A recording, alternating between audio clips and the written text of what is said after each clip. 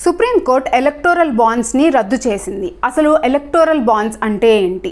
2018లో political పార్టీస్కి వచ్చే ఫండ్స్లో కరప్షన్ ఎక్కువ అవుతుందని భావించి గవర్నమెంట్ ఎలక్టోరల్ బాండ్ అనే కాన్సెప్ట్ని పొలిటికల్ ఫండింగ్లో ట్రాన్స్పరెన్సీ తీసుకురావడానికి ప్రవేశపెట్టింది.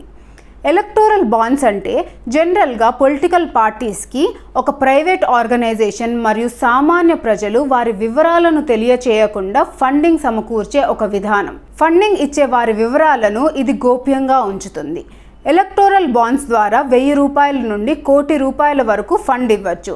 కానీ ఇది కేవలం స్టేట్ బ్యాంక్ ఆఫ్ ఇండియా ద్వారానే సాధ్యమవుతుంది. సో ఇది న్యాయస్థానం రాజ్యాంగ విరుద్ధమని, రైట్ టు ఇన్ఫర్మేషన్ని ఉల్లంఘిస్తుందని భావించి ఫండ్స్ ఇచ్చిన వారి వివరాలను వెంటనే తెలియజేయమని ఎస్బీఐకి మరియు ఎలక్షన్ కమిషన్ ఆఫ్ ఇండియాకి ఉత్తర్వులు జారీ చేసింది.